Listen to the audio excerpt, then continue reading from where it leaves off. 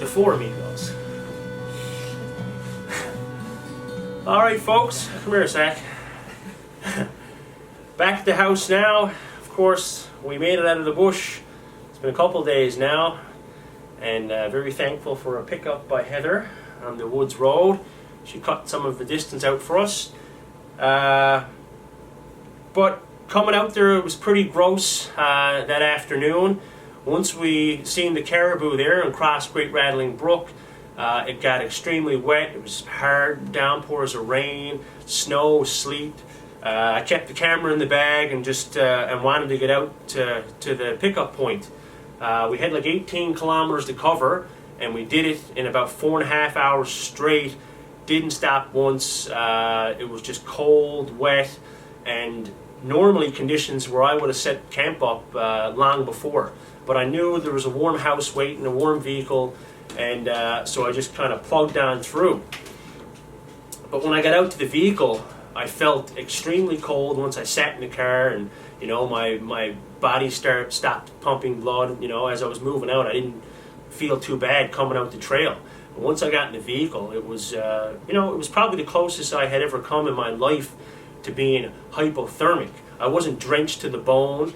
My feet were pretty wet because we had to walk through some streams that were kind of overflowed on the trails, so I went over my boot a few times. I did have my Army surplus Gore-Tex jacket on, so it wasn't overly soaked you know, to my skin, but it was just wet and cold being you know, in those conditions for the last 4.5 hours, or half a day, or whatever it was.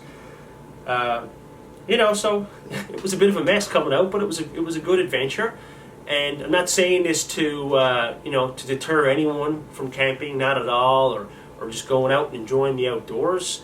I just want people to be safe and be prepared, and not be in situations like that where you don't have a warm house to go home to, where you have to stay in the woods that night. You know, because you know, people plan trips. You could plan a trip, you know, 2 months before it's about to happen. When the time comes, you could have 3 or 4 days of rain, but you have to be prepared for it. And when I got to the vehicle, yeah, and I was cold. And you know, what did you notice, Heather? What did you notice from me when I hopped in the vehicle? I think the biggest thing that I noticed were your fingers' lack of dexterity. So they couldn't really move when we were trying to order supper, and you were trying to dial the number on the phone. You couldn't really do it, so I had to pull over and actually dial the number. Slurred speech when you were trying to get a thought out. You know, some of the sentences weren't really making sense. Another thing was, I noticed you had goosebumps, so they lasted the whole way home. You were shivering. I know you came home, got a cup of tea, got a shower, and even after that you were still saying you were cold, still shivering, which was probably like 2-3 hours after I had originally picked you up. Mm-hmm. So it lasted a long time for sure. Yeah, like my core temperature had dropped extremely, and you know, I was cold on the Newfoundland trip at times in the mountains, like, but it was dry cold. It was snow. I was never wet like that. Even in I went on a trip in Labrador last year, and I had, you know, some winter came early, and I was cold at times. But this was a different, like, core temperature cold. You know, I did come in. I had a green tea because I didn't want to have anything decaffeinated. Didn't want to dehydrate myself anymore. So I had a warm tea to first warm up my core temperature. It's not something you don't want to go hop in a hot shower right away. It's a shock to the system. It could affect the heartbeat. So I done that, and I warmed up, but it was a while after, like 3 hours later, and I was still, after a warm shower and eating warm hot pizza, I was still shivering. So, you know, again, I knew I was coming home to a warm house. I pushed myself a little bit coming out that road. Normally I would have had a camp set up long before and be toasty by the fire, but I just wanted to let everyone know and send a message that, you know, we got to be careful out there. We go out, we can enjoy the woods, and you can enjoy it in the rain, you know, to an extent. It was a very enchanting experience coming out to the trail, and it was pouring rain, and you know, just the sounds of the rain pelting off the hood of my jacket, and you know, in the bushes and hitting the puddles, and you know, the dogs were kind of plowing away, doing their thing. But you know, I got cold when I got back to the vehicle. So it can happen easy enough to anyone. So it's something you really got to look out for when you go out on your own trips. But that's it. So thanks, Heather, for saving us. No problem. And yeah, I'm going to go get into the gear now, and we'll discuss some of the things that we brought with us, both the dogs and I. So thanks, Heather, for stopping down and letting everyone know what you observed when we came in. So it was interesting that Heather noticed what she did, and you know, she was asking questions like, you know, why are you doing this? You know, why are you sounding like that? Why is this happening? And it wasn't until I got home a couple hours later and thought about it and realized, you know, what I had been experiencing, and realizing that, you know, people who who are hypothermic and people who succumb to it, it happens because your mental clarity is kind of so skewed that you don't realize it's happening. So I think it's something like 10,000 people a year die in Canada because of hypothermia. So anything we can do to prevent it will help, and that just means staying dry and staying warm. Of course, you know, coming out that road at any point in time, I could have started a fire as I was walking along the road. I looked into the bush. I was always looking for areas where I could see, you know, good dry wood, and ultimately an opportunity for fire in a dry situation. And I had no doubts about that. So of course that also makes fire an extremely valuable tool, and something you also need to master and be very good at if you want to go out and be in these wet conditions when you don't have a dry vehicle or a house to go home, like fortunately I did at the end of this trip. So I'll leave it at that, and onwards to the gear video.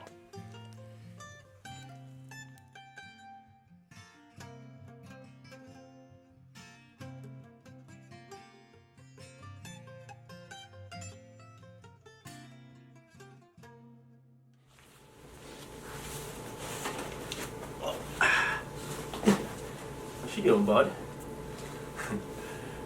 Old Sacky boy. How's it going, bud? Being a bit of a sookie boy, aren't you? Coming over with Daddy on a few scratches.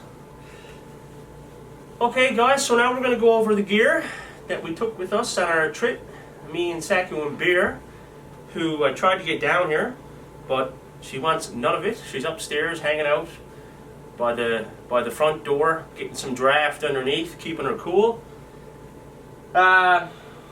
So one thing I'll say before I go over this gear is that a lot of the items that we took with us were very similar to the items me and Saku took across Newfoundland. There are some differences for sure, especially in the food and some other pieces of kit. But I don't want to get too involved with that. I'm going to potentially do another video and add in the other items that I also took with me across Newfoundland. I think that would be the easiest way to do this. So this will be a little shakedown of what we took into Stony Lake. And I have everything. Zach, get your bum in my face. Sit down or lie down. Do something. Lie down. Here. You're being a real big sookie. I think sometimes when I'm talking to the camera, he thinks I'm talking to him, or he doesn't know what's going on. He does this sometimes in the woods as well. But I have everything organized somewhat into categories. Oh, you're going to go on now, are you? I got it organized into categories somewhat. So first I'll go over what the dogs have. So right here, you've all seen this before. This is Saku's rough wear pack, size medium, fits Saku like a glove. But Beer is a bit wider in her rib cage, I do believe, so it won't fit her. So she has a separate one. But this is great pack. It has two big saddles on either side. Can fit quite a bit in there, you've seen in, you know, the Crossing Newfoundland series, and you know, this video of our trip that we just went on. But yeah, it's a nice little pack. So on this trip, Saku had somewhere around, 13 to 15 pounds in his pack. And I'll tell you one thing, that if you're going to get your dog involved outdoors, and they love it, the dogs love carrying these packs. They're contributing, and when I put these on Bear and Saku, their tails stick up, they're wagging, they're loving it. And why not? Why not let them help you on your journey, Typically, they're only carrying their dog food anyways, but where I had both dogs on this trip, I had Bear, as I may have said in the video, carrying some of my my day items. But Saku was carrying around 13 to 15 pounds of gear, and he was mostly carrying all of the dog food for him and Bear.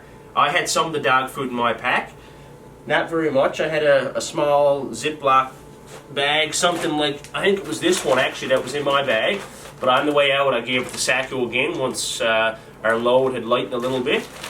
So that's his pack, and that was all he took. Whereas in Bear's pack right here, and Bear has a different pack, so her leash is still connected to it. Hers is an outward hound, and Heather got this, I think, at a pet shop downtown in St. John's. I'm not sure. I think you might be able to get them at Canadian Tire, and it's not a bad pack.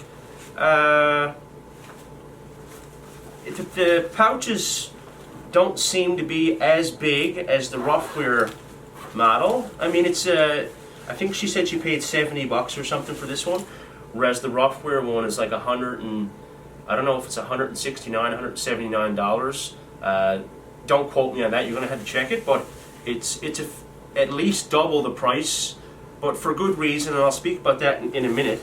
But this is her pack, and Heather had this a few years ago, and she wanted to whip Bear into shape, and Bear was putting a few extra pounds on and whatever, and the vet said this would be a good idea. So yeah, not a bad little. Very similar to Saku's, has 2 saddle packs. There's no real difference other than that with Saku's pack. As you can see, you can take off the saddles, and Saku's are hooked in with these metal clips. So the saddle bags are hooked in with 4 metal clips to the actual body harness itself, and I'll have to zoom in on this to show you. But so if you want it, when you're going for a walk, and around the neck sometimes, if the dog wants to go and it's got a lot of energy and there's tension on the leash, it's almost better. And sometimes we put this on Saku when we take him for a walk, and we've even, the winter time when I had the dogs pulling me a little bit, just like, very mild pulling, I had this harness around Bear as well. But Saku's comes off like that, so you have this separate piece, you have the saddles, but with Bear's it comes off a lot easier. It's just like Velcro, and it has one little plastic buckle clip here that takes it apart, and you have your little harness piece like Saku's, but it's kind of, the material's not as thick, I suppose. On the straps that go around her belly, it's just the strap itself, whereas on Saku's, you have like this little cushion pad so it doesn't chafe them. So that's a good feature on the Roughwear one that I really like. So the issue with this, and I don't know if I got footage of it, but Bear's pack came off at least a dozen times or more, like just a very harmless hook into a thin alder bush, and this flipped off, and the Velcro came undone, and it happened quite a bit. So, I mean, overall, I want to get a new pack for Bear, and I told Heather that when I got back, if I'm going to take her on an extended adventure, like if you're just going to go out and walk your dog on the streets, or like, nice groomed hiking trails, and you're not going to be into the bush at all, like this is a great pack to have, a great starter pack. Whereas, if you're really going to get into some serious trekking with your pup, spend the extra money and get something like the rough wear pack or something equivalent to it. And I don't know the equivalent packs out there. This is the only one I've really used, but I'm happy with that, and I'm going to stick with them and their packs, and it's good stuff. So that's the difference in two of these. And something else I want to say as well is that when you're starting off with your dog, like when Saku was like 5 months old and I got him training for the Newfoundland trip, like I started with 1 pound in his pack, and then I went like 3 pounds, and I went 5 pounds, and over a course of a few weeks to work him up. They say when you begin with your dog, putting a pack on them, it should only be 10% of their body weight, and then by the end of it, they can carry up to 15 to 20% of their body weight as they get more accustomed to it. And that's why I started Bear off a bit lighter on this trip. But by the end of it, I had, in her pack, she probably had, I don't know, I think it was like 6 to 8 pounds in hers. So she didn't carry as much as Saku because of some knee issues, and I didn't want to make it too hard on her. And she just hasn't done it a whole lot. So, yeah, so that's that. That's the 2 packs. And then, like in Bear's pack, I had just like my day snacks. I had some of my camera batteries. I had like my water bottle. What else? I had like my sunglasses case. I kept their food bowl in there, their measuring cup, and just a few other odds and ends. Like at the end of it coming out, I had her taking my little leather bag that had some items in there, which I'll talk about in a bit, to lighten my load, and that was fine because there wasn't near as much food to take out. So that was it for the dogs. I had this little external treat bag that I just filled up with some kibble, and I just had that hanging off the side of my pack. So like when I was putting pretty much every time I put their packs on, I give them a little treat to, make it a good experience for them. And when we stopped for lunch breaks and stuff, I'd give them a handful just to, give them some extra energy. And then I had these two leashes that I've kind of tethered together. And that's what I was using for Bear, because one is almost a little too short. I wanted to give her a little extra space if she wanted to go on. So I combined 2 together, and what I do here is, these are just old collars, like Saku's old collar, and I use that to join 2 of the leashes together pretty easily. So I have one there, and I have another one here, joining the leashes at that point. But what I use the end one for is, when we stop at camp, I put this around a small tree, and then Bear is tied on easily, and I don't got to go tying knots and this and that. I can just clip it on, and then she can wander around and not run off like she did, as you've seen. So yeah, and I guess the dog bowl they had, you've seen this one before. It's Kurgo. I got it at some pet store in St. John's, Newfoundland, and yeah, so nice little ball. Collapses down. I've been using that ever since the Newfoundland expedition in 2017, and I'm going to continue to use it because it's great. It's a nice bowl. So that's that for the dog gear. What are we going to do next? I'll go on over to the left, and I'll work my way around me. Here, come here. Look who decided to come down for the next part. Oh, 2 of them are coming down. Saku was the messenger. Come downstairs. I heard Dad say the treat word. Hey guys, you want a little treaty poo? Oh, hold on. Alright. So, how are we going to do this now with 2 of these bombarding me? So over here, I got my the tent that I used. Same tent I used on my 1,000-kilometer expedition last year in Labrador and into northern Quebec, and the same one I used for the Crossing Newfoundland expedition. It's a Hubba Hubba NX 2-person tent, MSR. It's an awesome tent. Not sure the weight, extremely light. I just whipped myself in the face with that rope. Nice light tent. I don't know what it is, like a couple pounds, but great tent now. But it's been through, you know, I'd say close on 200 nights in the woods, and it's still going strong. But when we had all that snow, a bit of it came on my tarp overnight, and I think it was like the third or fourth night of the trip there, and the tarp kind of pushed down on the top of my tent and actually put a crack in one of the poles. So I don't know if I'll send that down to them and get them to fix it up or whatever. But here are the tent poles. I just took 4 pegs with me that come in here, because I usually just shave off a stick or a branch that I break and use that, because it saves weight and everything else. But there's also like a brace here, like a piece of tent pole that you can put over the crack if you break it. And but where mine broke, it was kind of on a bend, so I couldn't use this. But it wasn't like completely snapped. It was halfway, so it still worked through the last few nights, or the last 2 nights is what it was. But yeah, so that was that. I had my tarp, which it's hard tripping the gear. Some things were falling apart on me because I've had some of this for a while. Again, this tarp I took to Labrador, took it across Newfoundland, and it's a Rab sill tarp too. I got all the paracord in here, but as I said, the bag ripped a little bit. So Heather has like a inflatable sleeping pad, so I just used the bag that came in to put my tarp in. So really it compacts even smaller than this when it's in its original bag, but that's that. Bear's doing a little nibble, aren't you, Bear?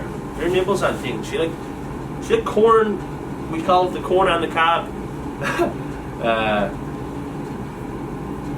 Whatever she does, she just goes up and she'll like nibble on your knee like she's eating corn off a cob, and she'll do it to people and the couch, and she was doing it in the tent and whatever. Like, anyways, I think it's might be an anxiety kind of coping mechanism. We don't really know. I think that's what the vet told Heather one time, but whatever works. Hey, Bear.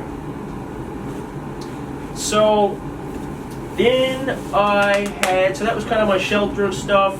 I had, of course, my pack. This is a 115 liter. It's a dry pack, completely waterproof. You know, you just like with those dry packs, you fold it down and you buckle it in, and it has a great, support here on the back, and it has your hip belt and all the good belts, so you can adjust it to fit you right. So that was all good. It's called the Mech Slog is what it's called, and there's a Mech Slog original, and then there's this heavy duty one. It's called like the HD, I think, but because it has a more support here for your back, and it has these metal kind of bars here to give you support. And it's important that you adjust your pack well before you put it on, and you want to have it nice and tight on your waist, resting on your hips, because that's where the bulk of the load should be carried, is on your hips, not on your shoulders, and compressing your spine. So I have this real tight, and when I put my pack on, I make sure that these are just kind of above my hips, and I strap it on real tight so it's snug against them and kind of resting just above my hips. And then I put my shoulder straps on. I don't really have them that tight, you know. They're a little loose, and it's just more to keep the pack kind of in close to your back. Whereas you want to really tighten these bottom ones, and So, but that's something I can how to fit a pack. That could be another video or something. But it's important that you make it fit well, and so that was my pack. I had something like. I think I had like 65 pounds when I left. That was including the raft and the raft patch kit and the spray deck that comes with it, and the 4-piece paddle. So all in all, that weighs something like, I had it written down, I think it's 11, 12 pounds. Bear, stop nibbling, she's cobbing me. Look. Woo, bear. Sometimes it's like 1 in 100. She'll nip you. She'll nip you right on your skin. But not very much. Good girl. So, yeah, 11 pounds roughly for all the alpaca stuff. So that made up the 65 pounds that I was carrying, approximately. So next, of course, I had like a little, I guess this is kind of like my electronics that I had. I had this GoPro mount for the pups. Didn't use it. I was going to, but you know, just between everything else and out there and plugging away and whatnot, I just didn't get around to it. But that, I had my you know, the trusty GoPro clamp that a lot of people use. Like you can clamp it on anything, trees, like your canoe, anything around, and real good. The GoPro fits into here. So I had that with me. Bear, watch out, Bear. Okay, go over there. Go on, go on. So then I had my power bank. So this is a pretty heavy duty power bank. It's the Sherpa, it's the Sherpa 50, Goal Zero, Sherpa 50, packs a lot of punch. I had that completely charged before I left, and the big plus with this one is that it has an inverter, and it's a bit heavy, but where I'm taking a lot of footage and I'm out for like 7 days, you know, I have 3 batteries for my Canon. Okay, three batteries, but that's hardly enough, you know, for 7 days. I take a lot of footage. So this has an inverter on this Sherpa 50. So the thing with these Canon DSLR, like fancy cameras that you're watching me on right now, is that they don't have, well, they do have a USB charging model, but it's not put out by them. And I used it on the cross Newfoundland trip, and it was good. It could plug into a USB port, but it was fragile and it broke halfway through the trip.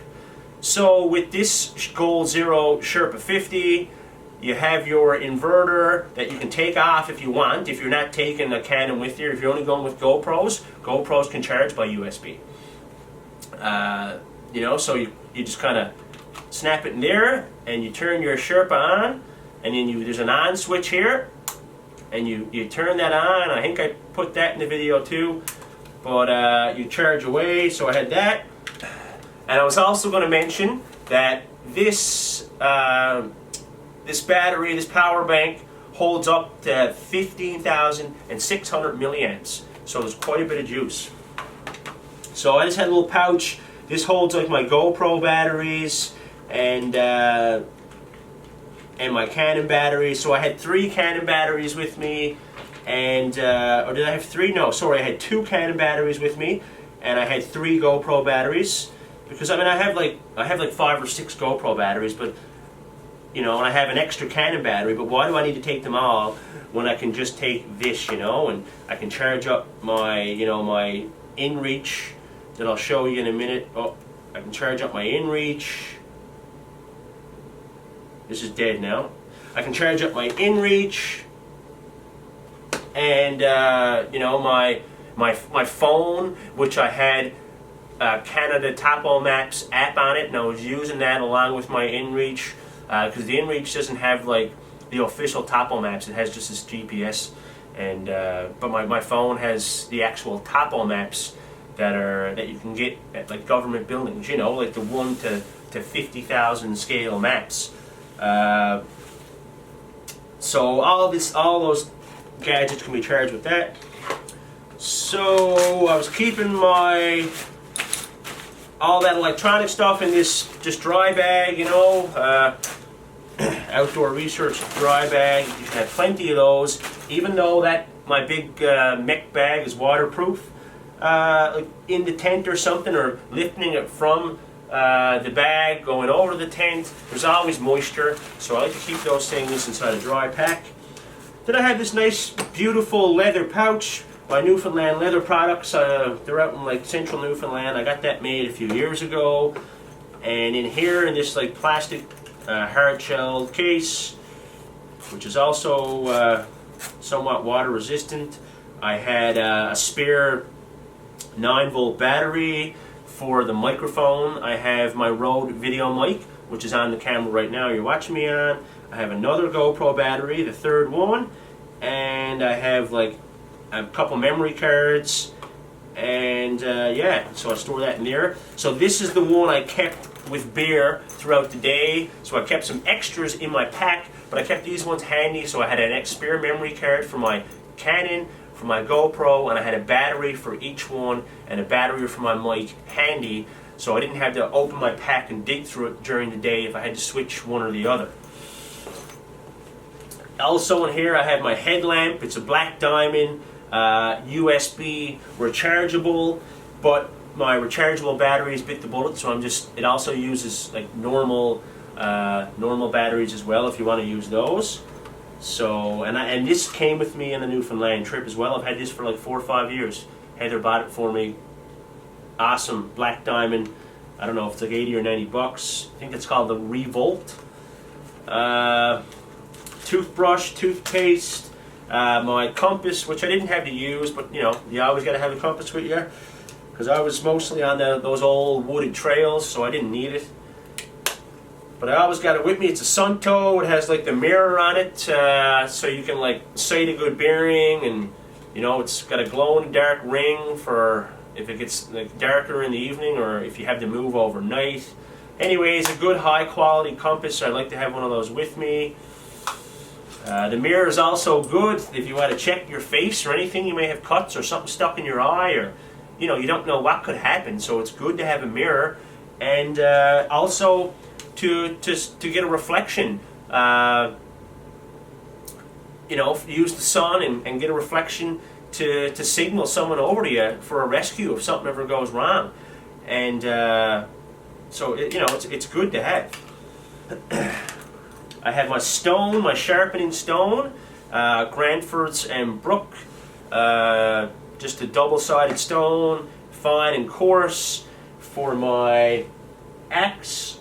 And I suppose, while I'm on that topic, my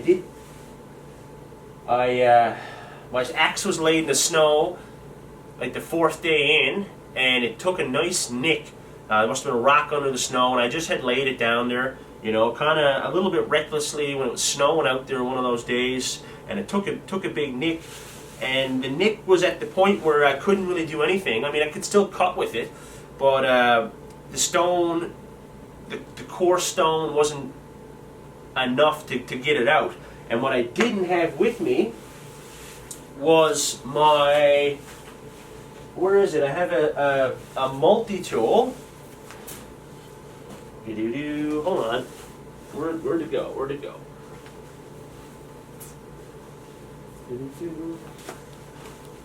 Okay, I also have the camera now zoomed in a little bit closer.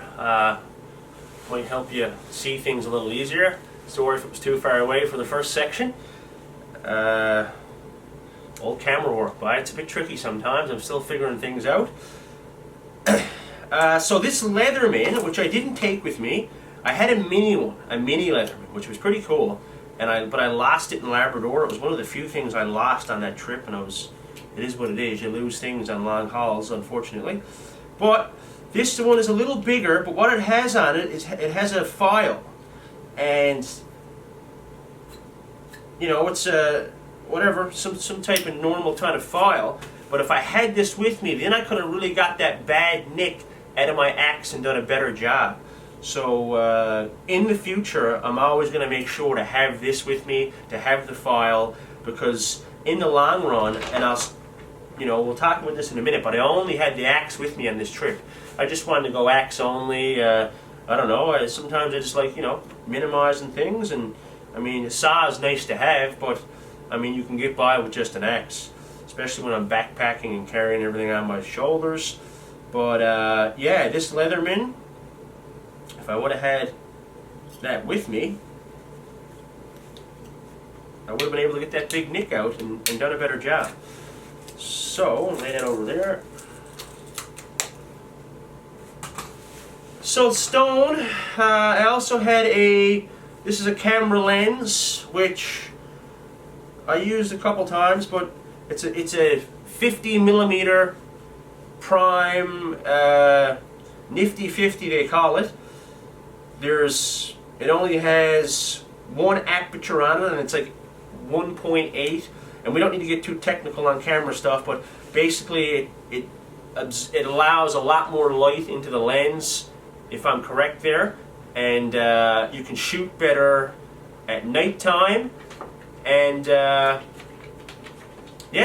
and you can also blur the backgrounds a little better. Like you can have the depth of field, you can make it a little more, I guess you can add some difference. So like if I'm here right now, I could more effectively blur out what's behind me and focus it on me. But anyways, I had an extra lens. We don't want to get too far into that. My GoPro, just a GoPro Hero 5. Had that for a while. I have matches and stuff with me, but there's just an extra little thing of matches in a waterproof case. An extra orange lighter. You know, I like everything in blazing orange, so I'm going to drop it on the ground. Much easier chance to find it. I have an orange whistle, just in case, you know, we get lost or I fall down and hurt myself. You know, knock on wood. I hope that never happens, but you got to have a whistle. Whistle's important to draw the attention of anyone who may come in to rescue you. And I had some extra batteries for my headlamp, which I didn't have to change the batteries. They actually lasted the whole, you know, 6.5 days. And I had this little adapter for my GoPro, so basically if something went wrong with that camera and I was doing stuff around camp, sometimes the GoPro audio is not so good, so this allows me to hook up the microphone I'm using right now with my GoPro. And then I have my GoPro charging cable, and not here right now is the cable to charge my InReach, which we're going to talk about next. So that's that. So as we make our way around the circle here, I don't know if I'm yapping too long about stuff. I'm going to try to shorten things up. But I had my just my Winchester SXP shotgun for, you know, protection against any potential wolves or coyotes. Or coy wolf, they say there's a mixture of them here in Newfoundland, and just a peace of mind safety thing. You know, I know this is heavier. I mean, it's something like 7 pounds, but I choose to carry it all the time, especially when I'm going on my longer trips in remote areas like Labrador, where there's a lot of bears, and of course there could have been bears on this trip as well. So I take that with me. I want to be used to always having this along, this extra weight. In the future I am going to look at getting a smaller type of survival shotgun, but for now I have that. And you know, I would never want to harm anything, any animal along the way. If it was a coyote or a coy wolf or a black bear or even an aggressive moose, it would always be a warning shot to scare it off, you know. So the only season that's officially open here in Newfoundland, which allows me to carry that gun, is coyote season. So with a shotgun, you're allowed to shoot coyotes with size 2 shot. So I had 3 of those with me. You know, technically you can't get a black bear protection permit on the island of Newfoundland. You can only get those in Labrador. So if a black bear came along, like, I just have to fire some warning shots. Of course, if it was coming at us, like, you know, aggressively, which is pretty much unknown here on our island. I mean, it's happening all across Canada, in Quebec and Ontario, and people have been attacked and killed by black bears. And this is a reality. I mean, it's very, very extremely rare, but you take precautionary, you know, measures. You know, you do what you can. Like, I mean, on this trip I had a lot of dry foods with me, so I did keep my food in the tent with me. I didn't hang my food. I mean, again, there's not a big issue here on the island of Newfoundland. So, but having the gun and stuff is you know, protection, and makes a noise, it's warning, and I'm happy to have that.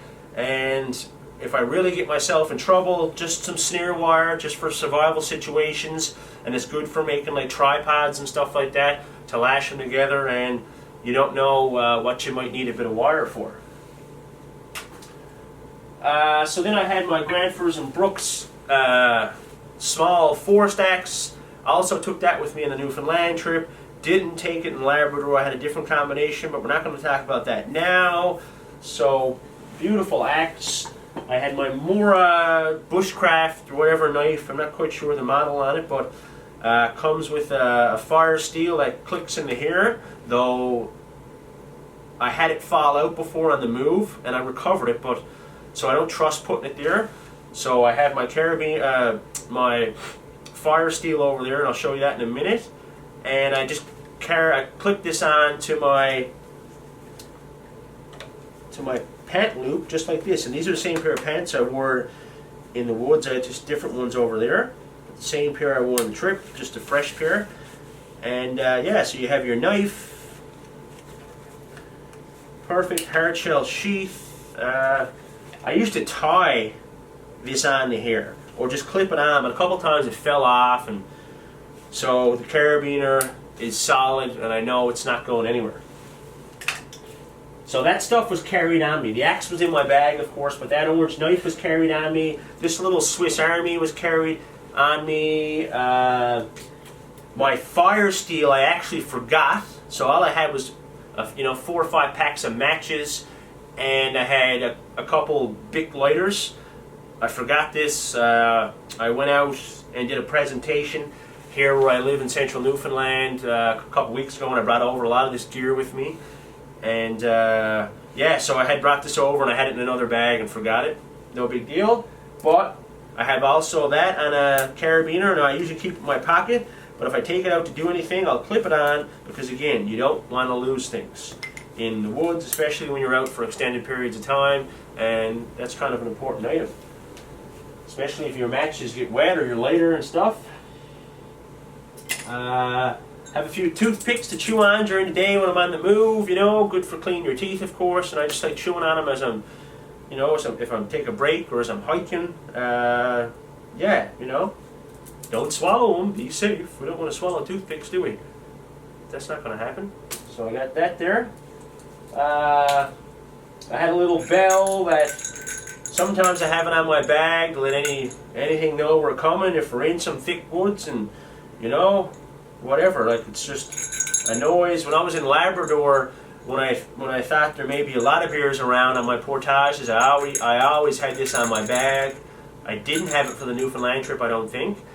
And sometimes when Saku goes off around camp, I would put it around his collar. So if he went too far, which he normally doesn't, but I'd always know where he was, right?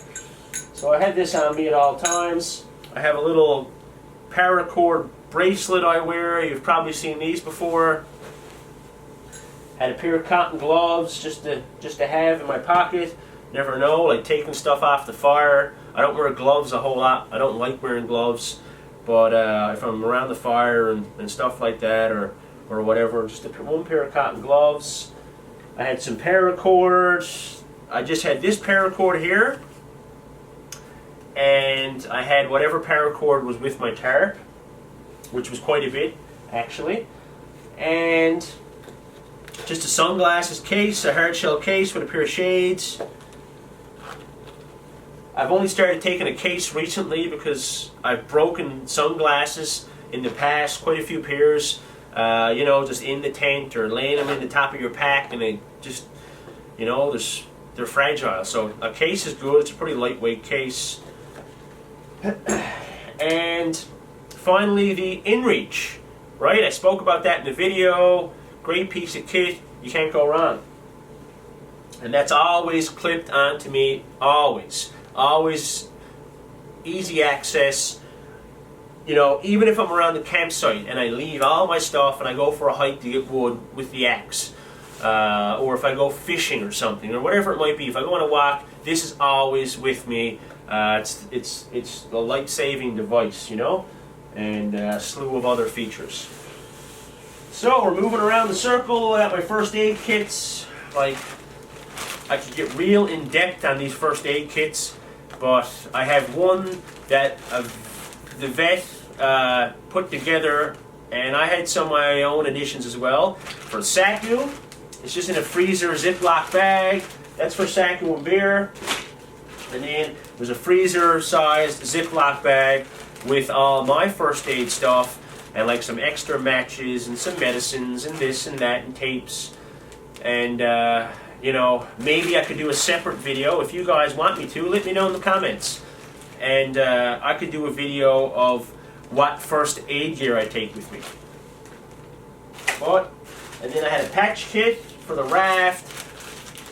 You know, has like some Tyvek tape, as you've seen. I used a lot of that on the Newfoundland trip after our little burn incident. And it has some like material to patch up the bottom of the raft, some extra black material. You know, like this stuff. Like a roll of this black stuff.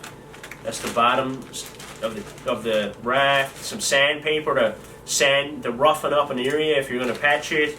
Some alcohol swabs to clean the area. Some Aquaseal glue, and it has a spare, you know, closer cap for the big piece that I screw the bag into, the inflation bag, and then I have the mouthpiece. There's also a spare mouthpiece in case that falls off and you lose that, because those will be two vital pieces that if they break, you're not going to be able to keep air into the raft. So that's basically the patch kit for the raft. I didn't have no Gorilla Tape with me, and Gorilla Tape is what you need to use as backing for the raft.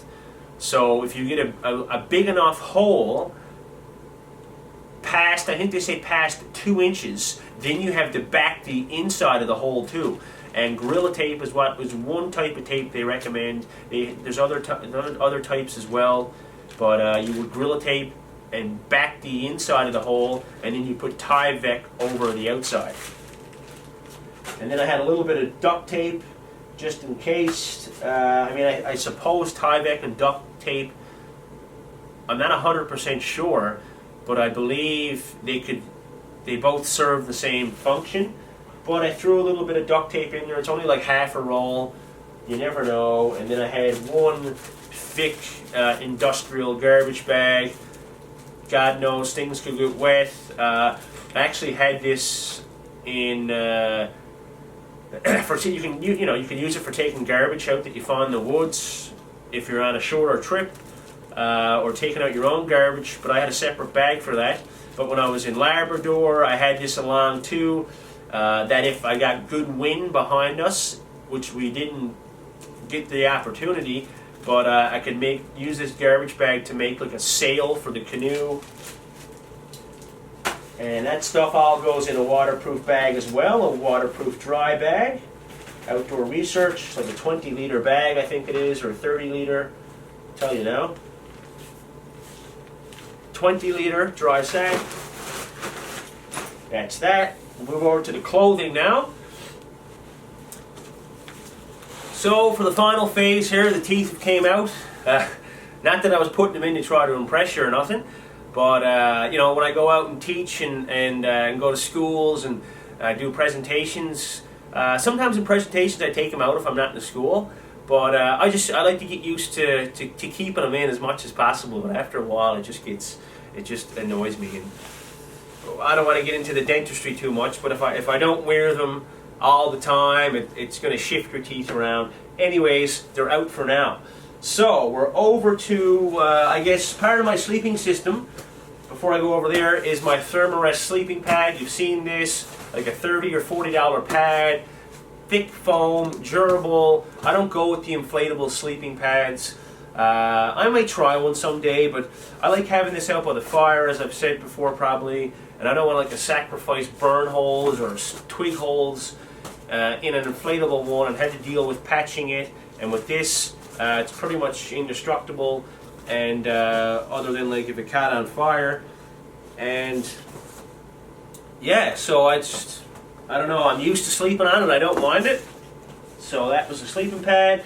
I had my sleeping bag was a Rab Neutrino 400. I had this on the Newfoundland trip as well.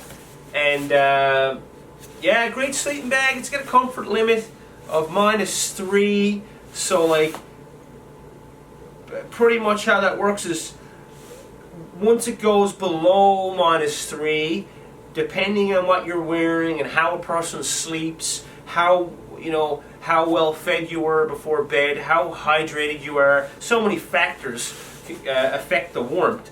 But once it gets below -3, you'll be losing heat more rapidly, and you may not sleep as comfortably.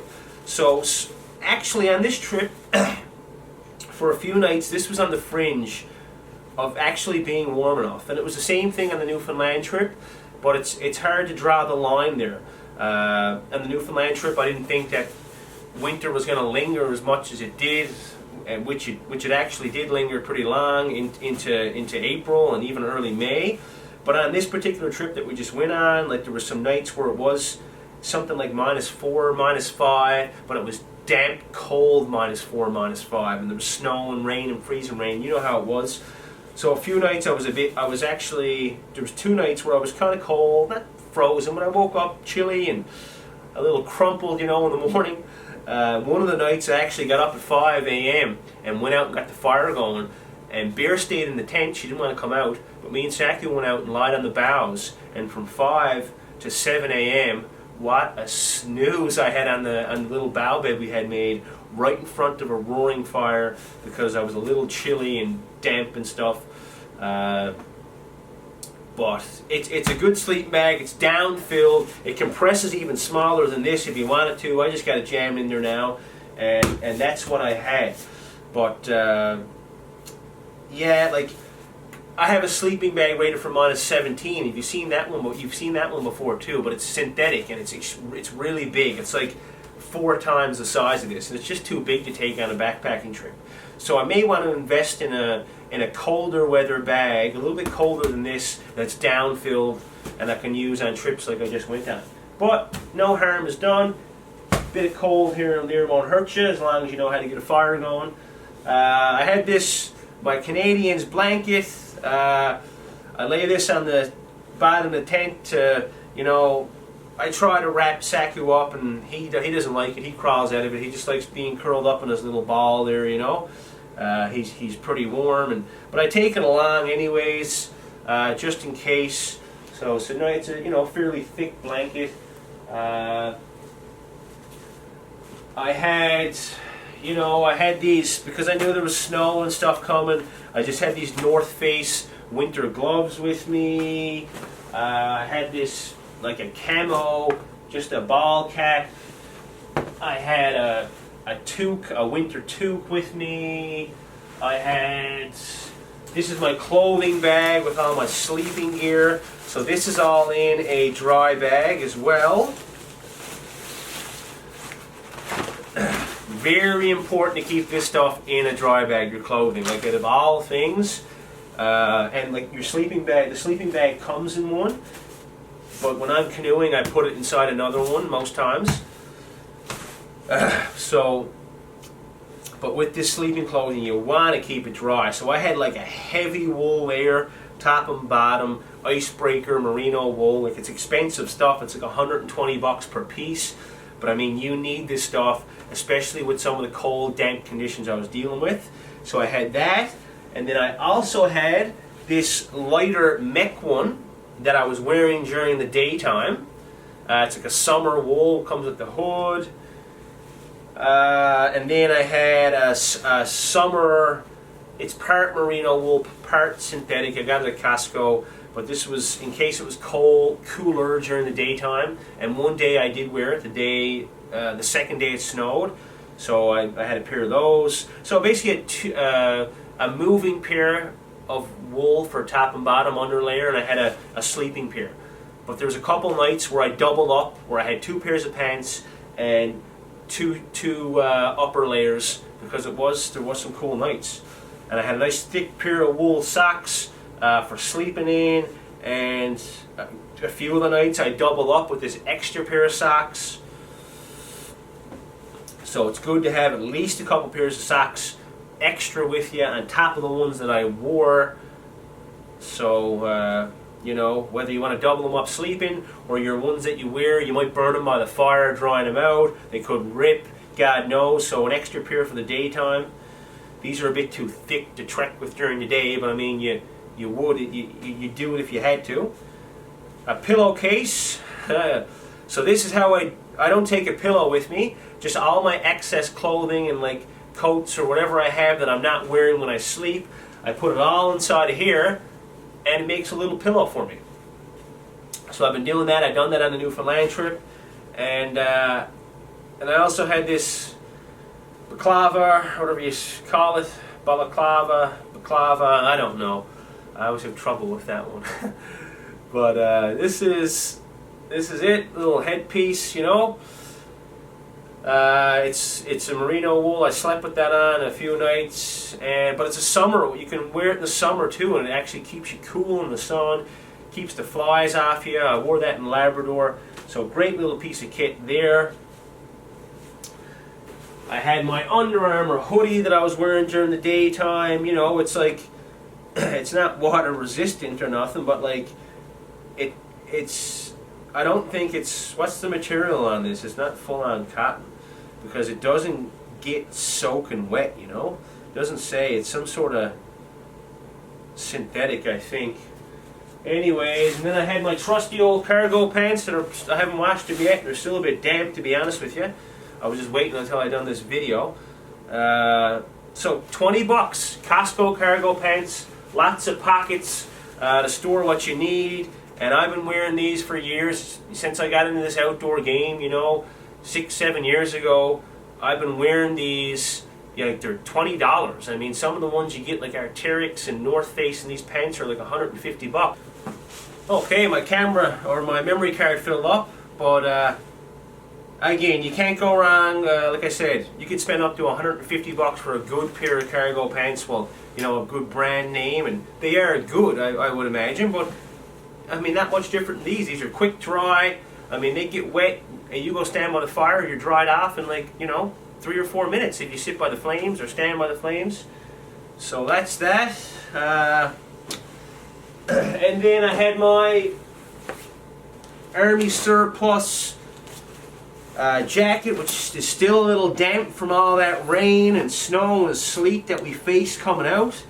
But the inside is dry, and I actually only, like, I don't know if I said, but all I wore was that thin mech summer wool with the hood underneath this coming out, and I was dry underneath, but you know, as we're saying, or as I was saying, didn't matter. It was one of those wet, cold to the bone kind of days. But this jacket, I've had this now for, you know, I bought this and the pants that go with it. They're a green pair of cargo pants. I don't know if I got them down here now. Not sure where they are. Anyways, it was 120 bucks for the coat and the pants. But it's seen its day, and you know, you're going to get to know that I wear things to the ground. I am hard on gear, but I'll wear it till the end. But I don't know if this is losing a bit of its, you know, waterproof ability. They say it was Gore-Tex. They told me where I bought it in St. John's, Newfoundland. But you know, it has a windbreaker shell on it. And again, said it was Gore-Tex, but I think now it's starting to wear down. And there are some spots along here, like up by the neck, where the water did leak in after like those 4.5 hours of slugging through the conditions. But again, not a bad jacket. As I said, I brought it because it's a little warmer, and I was thinking about the snow and stuff.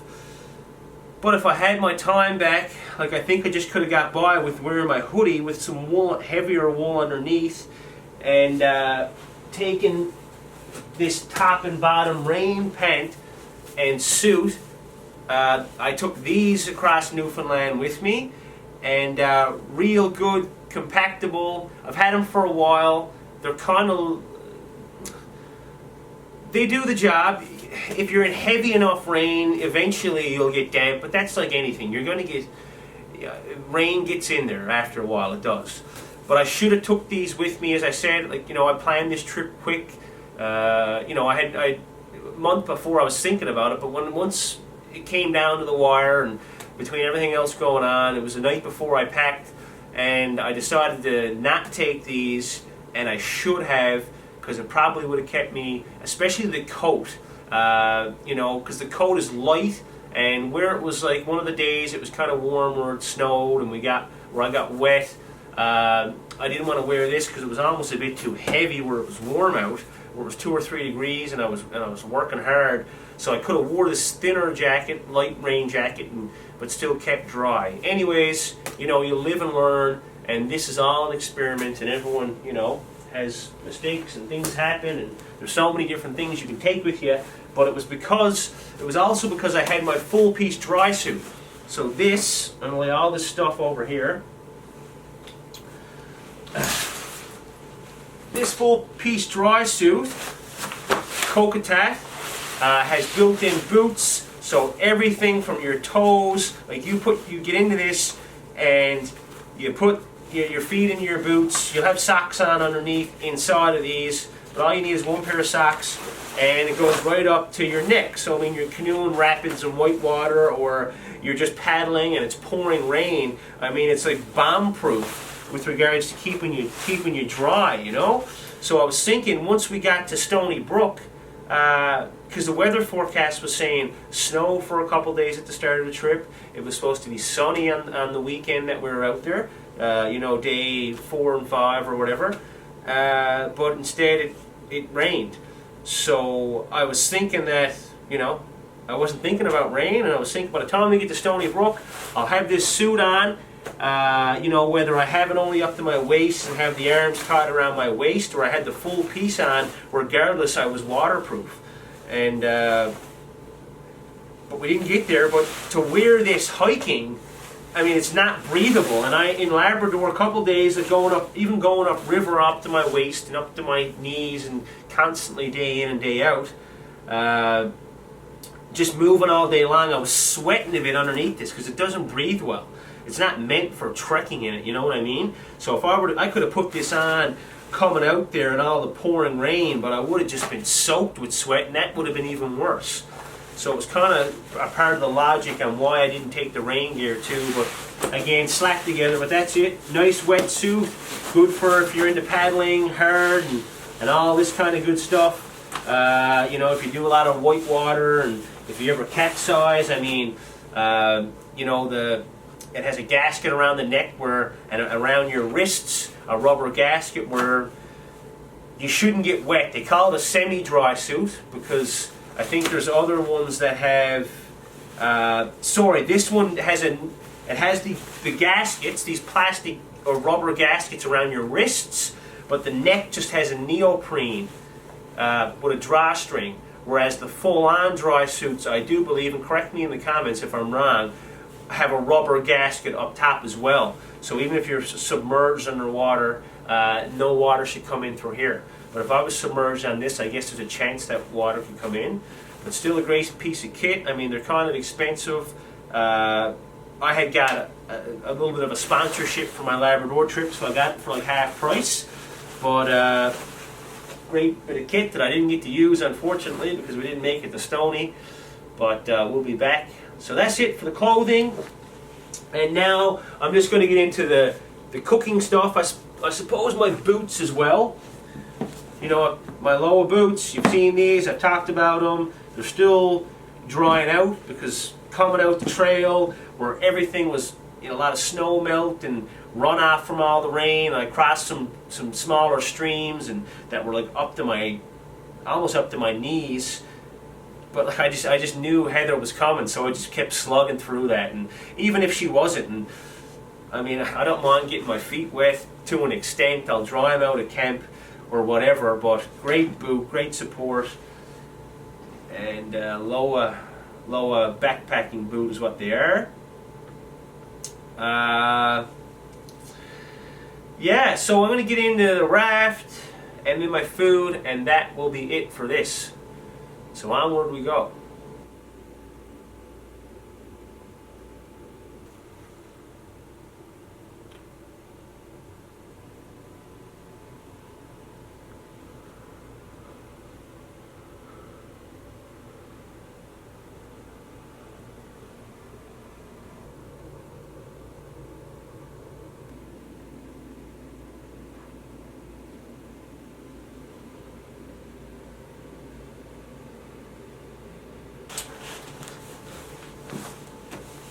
So the kitchen kit, well, I had this book with me, nothing to do with the kitchen, but I'm just going to talk about it now.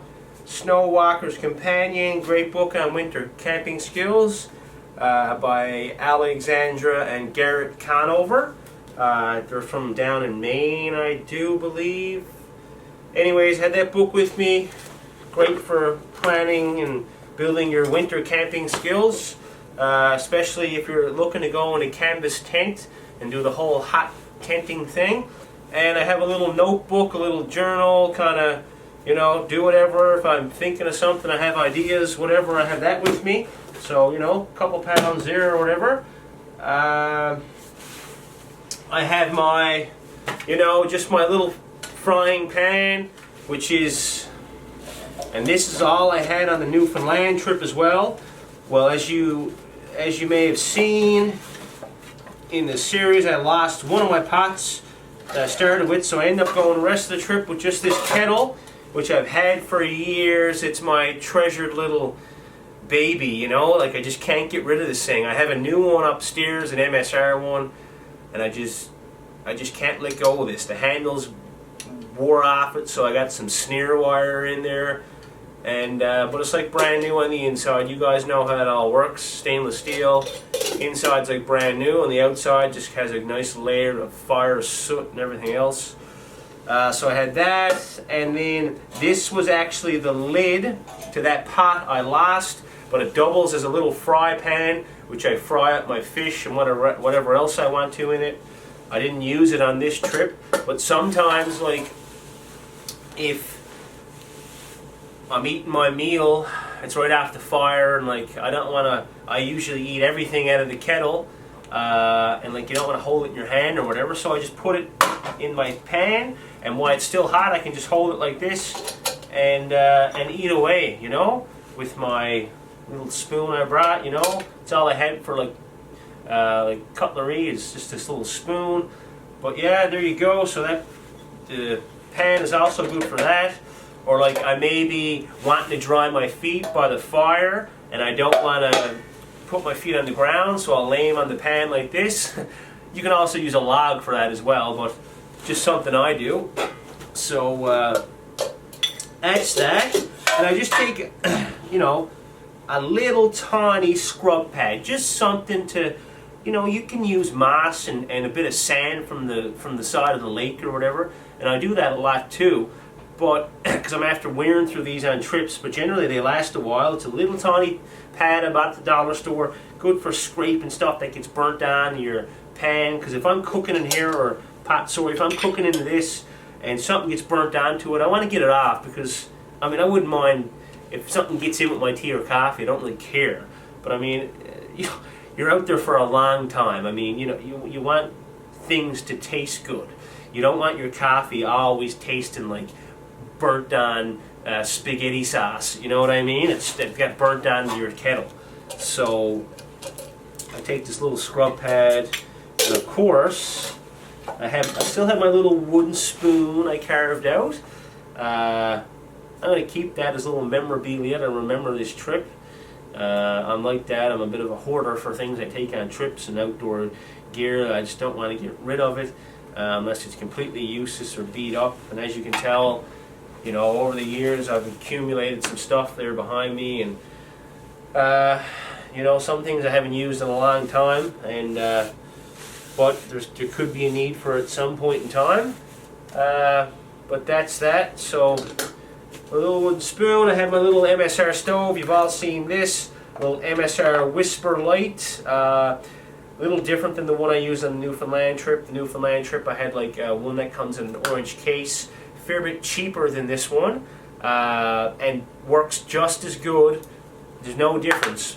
But I had a sponsor from MEC for my expedition to Labrador this past summer, fall 2018. So I picked up this Whisper light.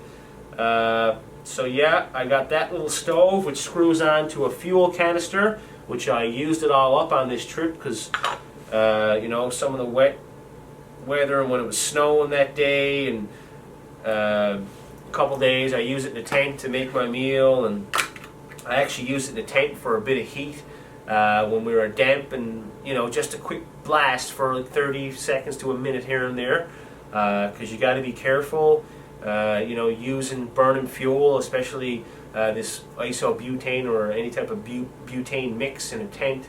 But just a quick blast. I don't know if I'm recommending that you do this, but I do it, and it's something I'm extremely careful with. So that's that. So I have my little stove kit, fits in there nice and small, and I have, of course, for those of you who watch my Jetboil giveaway, this came from the Jetboil, and I bought a new one for the winner of the Jetboil because I still want to keep my old one I've had for a while, and that goes onto the bottom of your can, so when you screw your thing on there, it's stable. Kept some of my kitchen stuff in this little orange bag that I had from I got in Cartwright, Labrador when I was teaching up there for a year at Henry Gordon Academy. So fond memories every time I look at this bag and the great year I had in Labrador.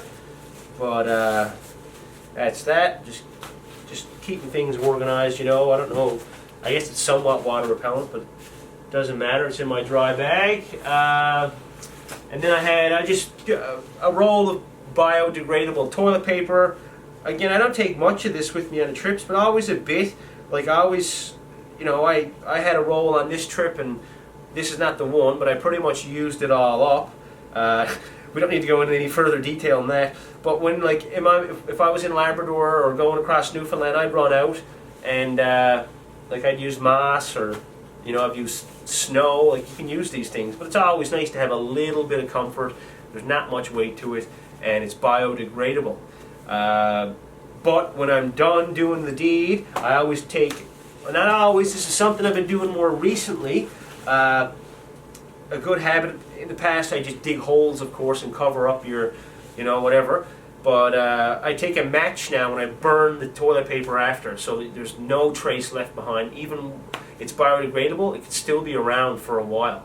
And if you're not using biodegradable, because it is a bit more expensive, you're using regular stuff, good to have that match, strike the match, burn your paper towel, and the only thing is left is the mess you made that you want to cover up with moss and dig a hole or whatever.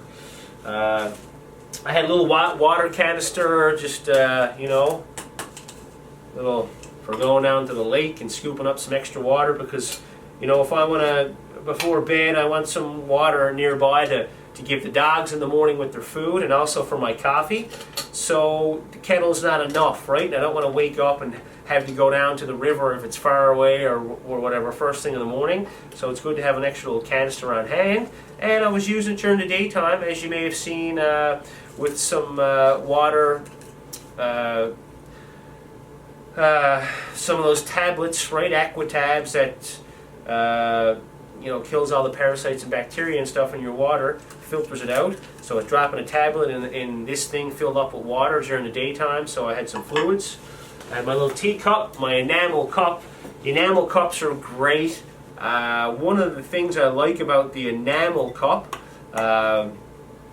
which is, it's basically like some sort of metal coated in enamel, is that if your drink gets cold, you can lay it near the fire, or even on a in a braced position on the fire, and you can heat things up in these cups, which you can't do that if you were to have like a plastic cup, I suppose. Also, they're hot, and up around the lip and stuff. Yeah, sometimes it can be hot to drink out of, and but for me, it warms your hands up. So you get a hot drink, and you have this to warm your hands up, whereas like an insulated mug or a plastic one or something wouldn't have the same effect. And this really holds the heat well, and it's good like in the middle of the day if you stop and have a fire and you're cold, you have your drink, but you're also warming your hands up as well. So I always use the enamel mugs, and I think I always will. And I had a little flask, my little fish flask, filled up with a nip of rum, and of course I had a pack of my tobacco, Black Cavendish Amphora or whatever it's called. I got it down in Florida when I went down there last year, and I had my pipe, to relax in the evening and fill a pipe and kick back and think about the day and think about tomorrow and just be present in the moment, and extremely relaxing, and just the note, the smelly note, you know, that floats around, you know, in the tent or in the room, is beautiful. So just a great little, it's a real relaxing thing to have around the fire, and that's that, you know. And then I got my food. So for the dogs, because they had 8 days of food, and because on the 7th day we were out by supper time, so they didn't have supper on the 7th day, and of course they didn't eat the food for the 8th day, so there's still some left.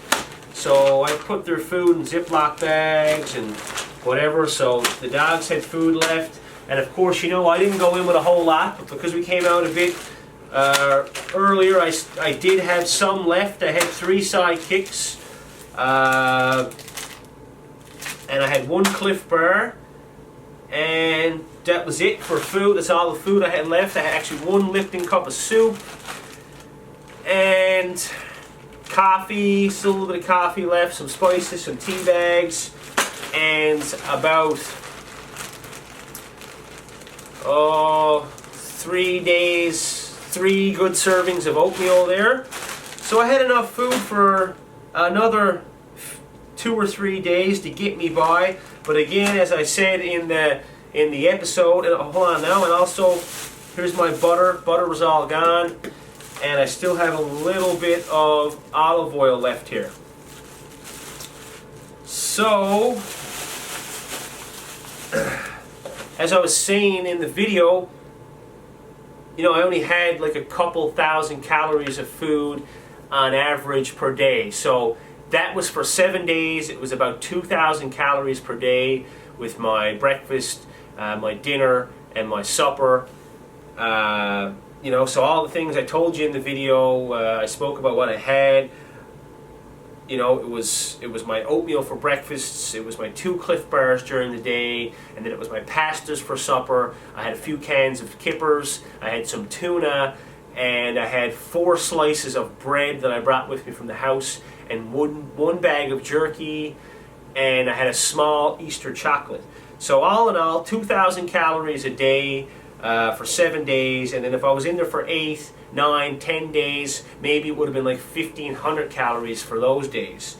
And you know, I was just again testing myself, running on you know, limited calories. Again, as I stated in the video, who knows what kind of situations I can be in the future when I'm far from help, far from a you know, a grocery store. So for me, it was just a mental test, and of course, you know, a physical test too, running on less fuel. But you know, a week is not bad, because really, our body, the natural reserves that our body has, is going to prevent any serious damage just from running on limited fuel from a week. Like, I got back and weighed myself, and I was only down like 4 pounds, and I mean, that could have been. It could have been a bit of water weight, because I didn't drink a whole lot of water the last day I came out, other than some tea and coffee. But I was kind of waterlogged, so I don't know. Anyway, so about 4 pounds was lost. So anyways, in a week, in there, your body has enough natural, you know, minerals and vitamins and everything tucked away that it's hard to really be affected by it. But still, you know, it was an interesting little challenge to take on. And I wanted to mention as well, like, I had a pretty good balance of protein, carbs, and fats, even though I didn't have, you know, as much rations as I normally would take from the get-go on a standard trip. I mean, I'd probably have upwards to, on a summer trip, between 3,000 and 3,500 calories per day minimum. But I still had a good balance of proteins, carbs, and fats, where I had, you know, about 40% fats, 40% carbohydrates, and, like, you know, roughly 20% protein. These are just rough estimates, and I could do another episode if you guys are interested. Again, you can let me know below.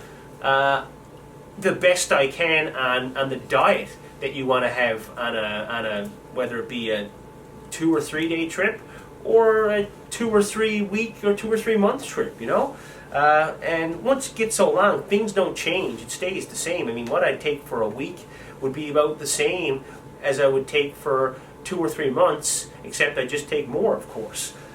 But having the lack of, you know, less calories, I guess, was probably had something to do with, like, when I was coming out on the last day, why I got as cold and, you know, and had some of those early symptoms of hypothermia, you know, and why some of the nights I was more cold in there, and maybe it wasn't the sleeping bag, maybe it was the amount of calories I was eating. And what I'm saying is, when I was stationary, my body wasn't getting that metabolic heat generated from, like, eating calories and letting that create heat. So that's probably another reason why I was cool at certain times. But overall, it was interesting, a little experiment for sure. Some things I noticed, and I've noticed this before, is that, you know, some of the days where I only had my my small amount of oatmeal, which is basically about, I have like a half a cup.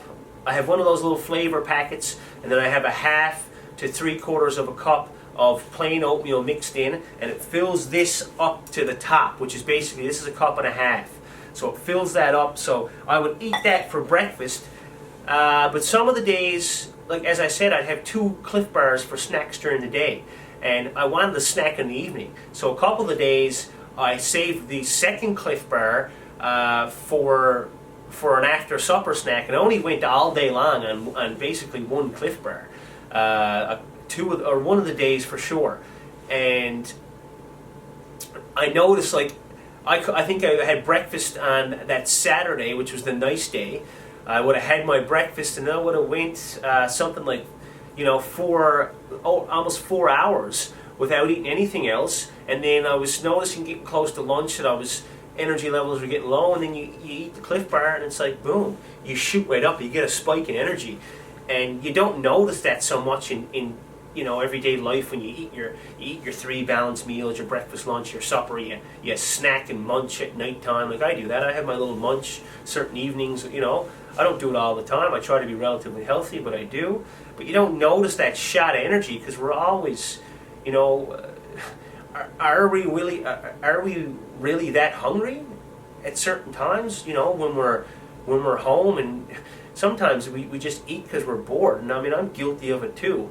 How hungry are you really? You know, are you just eating because you're sitting down, there's nothing else to do? I think so. I know I do. But out here, when I have that Cliff Bar, and because I'm hungry, and I notice the spike in energy right after. So very interesting. But then I found on the last day coming out, all I ate was 2 Cliff Bars, and we covered, as I said, like 27, 28 kilometers. And all I got up in the morning, and I didn't want to mess around with the oatmeal, and I just wanted to break camp quick. We broke camp at like 7:30, just before 8. It was a 7:45, and I had a Cliff Bar then. And then I went 4.5 hours and had another Cliff Bar, and then I went the final 4.5 hours, you know, on nothing until I got home, and you know, we went out and we got a pizza then.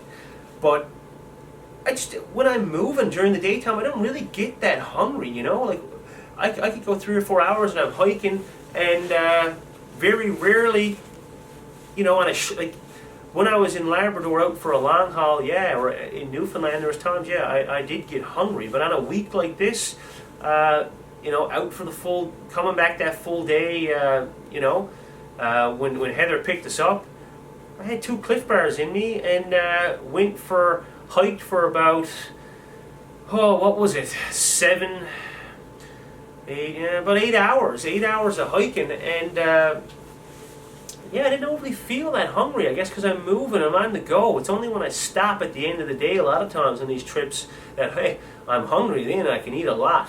But I think, you know, I mean, we have to eat, we have to get the proper minerals and nutrients on a daily basis when we're at home, and especially on the trail, it's important as well. But, you know, when are we actually hungry, you know? A lot of times we eat when we're bored, when really we should be eating when we're hungry. What's the line there when the mind says, hey, you know, you're hungry, eat food, or your mind says, there's nothing to do, I want to eat food because food tastes good. So it's just interesting things I noticed, and I'm on the trail, and you know, I don't think about food as much until the end of the day comes, and it's something I'm looking forward to. And don't get me wrong, I think when you're on the trail, you do fixate on food a lot, because it's that thing where you're working hard, and of course, I'm moving throughout the day, and I'm like, you know what? I am looking forward to setting camp up and cooking that big pot of pasta. Like, it's going to be not only delicious, it's going to be rewarding after having a big, large day, covering, you know, so much ground or whatever. But, you know, I'm just rambling on about this now. But very interesting to go out and do something like this and realize that, you know, it's easy to overeat when we're just going to work. I mean, if I teach, I go to work, and, you know, maybe if I'm teaching phys ed all day, yeah, I'm on my feet a lot. But maybe if I'm in the classroom and I'm kind of, yeah, I'm on my feet, but I'm just walking around to desk and see how the students are doing, or going up to the board to explain something to them. When I'm in the gym, I'm running around, I'm getting involved in the activities with them. But, you know, those days where I'm just kind of in the classroom, or days where I'm sitting around the house here editing videos, doing nothing, and I may not get an exercise in. But I'm still eating my average meals. I'm eating my meals. Am I that hungry? You know, I don't know. You know, so it's definitely interesting to think that when you're moving and when you're on the go, you don't think about it as much because you're just focused on what you're doing. You know, your mind's busy, your body's busy, and very interesting. So I don't know. I'll leave it at that. That's the food we took. It was interesting, and again, I do things like this not to put myself in situations that are going to harm me. You know, I'm only 40 kilometers away. It was the furthest to the closest community on this trip, roughly 40-50 kilometers. I knew I was safe, and if I wanted to get out, I could get out in one day if I could, if I wanted to. But you know, it was interesting to try out, and yeah, a good test and a good way to keep myself in game shape for some of these longer trips where you're burning a lot more, it's a lot more demanding, and you may not always have all the food that you need.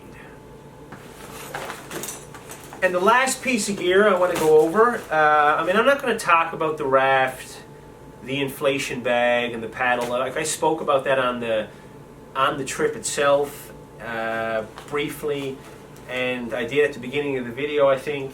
And also, you've seen it in the Newfoundland trip. Raft's a great piece of kit. Again, like 11 pounds for the patch kit, the 4-piece paddle, and the inflation bag, and the boat itself. Super light, revolutionary piece of gear, and I'll just leave it at that. But something else I took with me on the trip was this PFD. It's one that mech that I used from the mech sponsorship from my Labrador expedition, and great, nice and small. It's comfy. I actually, for some of this trek there, we just got back from for a few of the days I wore it, instead of putting it in my bag, take a bit of weight off my back, I actually wore it and had my pack on over it, and I've done that on portages in Labrador. With my old life jacket, I wore a life jacket with my pack over it when we were doing the Newfoundland trip. I don't mind doing that. But this one is comfy. You got lots of room to move your arms when you're paddling. It doesn't constrict up by your armpits like some traditional life jackets do. Again, it has this a big pouch in the front for storing, like, you know, survival kit is what I put in there. Maybe it's like I put my day snack in there, you know, when I'm paddling. Not on this trip. I had my day snacks in Beer's bag in her saddle pack. But you know, whatever. Like I had my phone in here because I was using the Canada Topo Maps app, so I had that handy right there. I keep my inReach in this pouch right here, so it's always, I clip it in so my inReach is always with me. You know, it has a couple smaller pouches here on the side. Yeah, great life jacket, and yeah, I could go on and on. Bright color, you know, good if you know, if you ever get lost and someone's looking for you, you stick it up the tree maybe. A couple times on in Labrador, if I had found a campsite that was well up off the Red Wine River, because I had to go off the river a good way sometimes to find a good level site, and sometimes it wasn't even level, but just to find a spot big enough to put the tent, and then I'd go back down and make trips back and forth with my gear. But after the original trip, where I bring my first pack up, I'd go back to the canoe, and in order to find the campsite, because it was, you know, whether it was burned country and everything kind of looked the same, or it was thick forest, I'd put this up on a tree so I could easily mark my campsite. You know, it has a couple reflectors here on the side. Lots of good features, you know. Yeah, so that was the life jacket, and yeah, it's a Mech Guide PFD. I think it's called the Mech Guide. Anyways, Fulcrum Guide. I'm reading it right now. The Mech Fulcrum Guide. So they have a Mech. They have a normal guide, or I think it is, but it doesn't have all the pockets. The Fulcrum Guide, I think, does have the pockets. I think that's the difference. Something like that. I'm getting maybe getting the titles mixed up a little bit. But they have one that's very similar, like as that one, but without the pockets. And this one does. And again, it's always good to have a couple pouches when you're out for a long haul. I mean, I put fishing tackle in that big front pouch. I've put ammo in there. You know, lots of stuff. So, and that's it for that. So, guys, that's about it. Like, I didn't want to go too in-depth and in detail at the beginning, but I think I kind of did. That's just me. Once I get going on something, I have a lot to say. You know, some of it probably was helpful, maybe some of it wasn't. I don't know. I haven't done a gear video like this before, but it's something I was excited to try out. And again, I may do it, well, not may, but I do want to come down and discuss some of the extra things that I took across Newfoundland with me. Hopefully over the next couple weeks, in between some of these adventure videos that I'm going to have coming up. After this one, I'm going to take a few steps backwards, and I have a nice trip I went down in the winter, a great trip me and Saki went down, and I want to get that one up on the channel. Even though it's out of season, it doesn't matter. It was a great trip and I want to show it. But yeah, I hope this helps you guys, and I hope it gives you some insight on what I take on the trail, what the dogs take on the trail, and hopefully it can better, you know, help you plan your own trips out in the wilderness. So that's it for me. The dogs are upstairs now, hanging out. They left me long ago. Just too much of a mess down here in the basement. They can hardly find a place to lie down. So I want to get this all cleaned up. Thanks again for sticking around. Again, hope you enjoyed the adventure and all this, and we'll catch you in a video soon. Goodbye.